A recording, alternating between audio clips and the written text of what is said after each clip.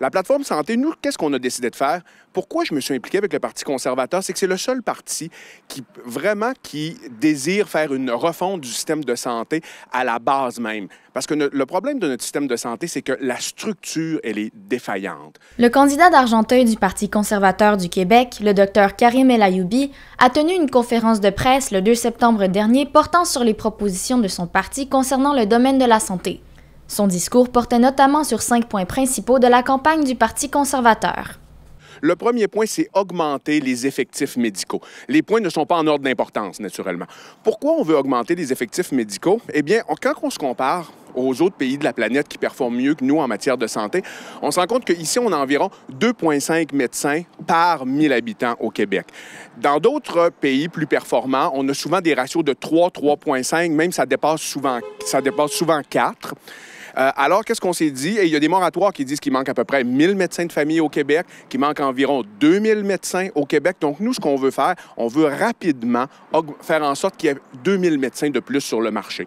C'est sûr que des médecins, ça prend entre 7 et 11 ans à former, dépendamment de la spécialité. Pour ce faire, on veut naturellement augmenter de façon significative les admissions en médecine en fonction, naturellement, de la capacité des universités à en prendre plus, mais on veut accélérer la reconnaissance de diplômes étrangers pour les médecins d'ailleurs qui ont des formations qui sont similaires à la nôtre, qui sont aussi bonnes que la nôtre. Le Dr El Ayoubi a ajouté qu'il souhaiterait donner plus de pouvoir à d'autres professionnels de la santé, dont les pharmaciens et les infirmiers et infirmières praticiens spécialisés. Donc nous, ce qu'on veut faire dans un premier mandat, c'est augmenter le nombre d'IPS pour atteindre un ratio équivalent à celui de l'Ontario. Ce qui fait en sorte qu'il faudrait en former sur 4 ans autour de 1000 à 1100 environ. L'informatisation du système médical et la décentralisation de ces établissements constituent 2 autres points apportés par le candidat conservateur.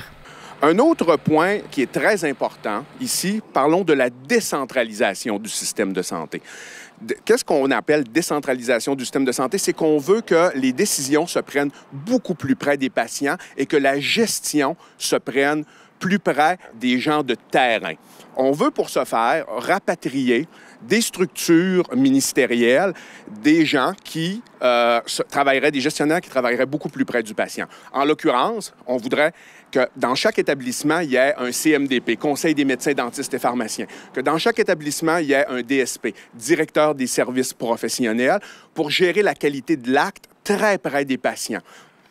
Maintenant, un autre point ici, ça c'est très central. Encore une fois, lorsqu'on se compare aux pays de l'OCDE, plusieurs qui sont plus performants que nous, les pays européens qui sont plus performants que nous, ils ont à peu près tous, au moins en partie, un mode de financement qui suit le patient. Ici au Québec et au Canada, de façon générale, le mode de financement ne suit pas le patient. C'est-à-dire qu'il y a un budget qui est préétabli et suite à ça, l'année d'après, vous recevez le budget qui a été préétabli plus un certain pourcentage.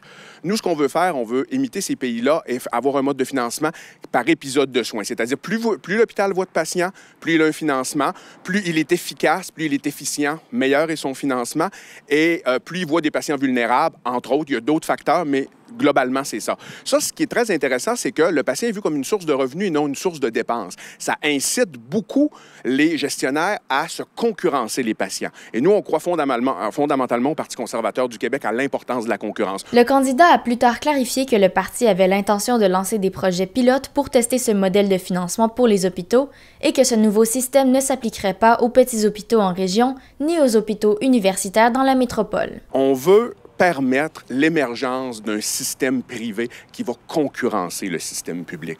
On voudrait, premièrement, utiliser le privé dans ce sens-là. On voudrait faire un projet pilote, quelques projets pilotes, pour confier la gestion des hôpitaux à des compagnies privées chevronnées.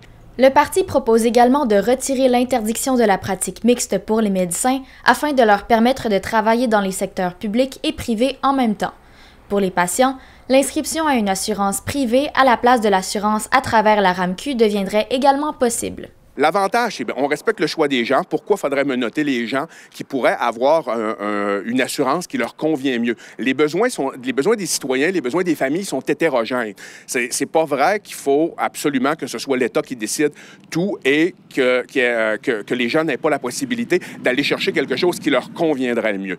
Ça, c'est le premier avantage. L'autre avantage, bon, on va concurrencer à ce moment-là. Comme vous le voyez, nous, on croit vraiment à la concurrence. Les assureurs privés pourraient, comme ça se fait dans beaucoup de pays européens, concurrencer l'assureur qui est actuellement monopolistique, qui s'appelle la RAMQ.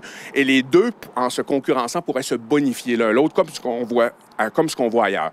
Le chef du Parti conservateur du Québec, Éric Duhem, était aussi présent à la conférence de presse afin de faire le point sur les propositions de son parti. Ça a été un travail de longue haleine. Ça fait plusieurs mois qu'au Parti conservateur du Québec, on prépare cette plateforme santé-là.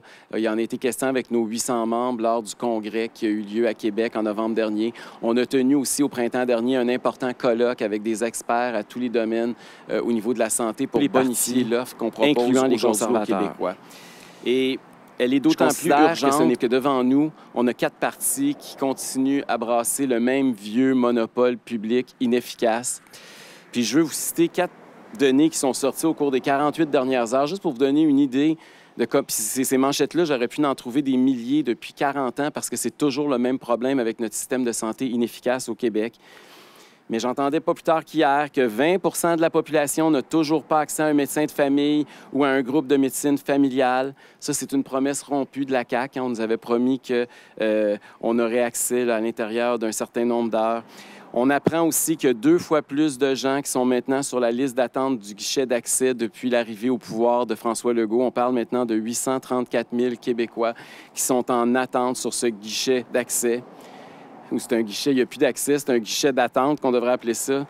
On donne aussi l'exemple des interventions, les gens qui sont en attente d'une intervention qui serait passée au cours des 12 derniers mois de 16 125 à 21 500 personnes. Ça, c'est du monde qui attend, encore une fois.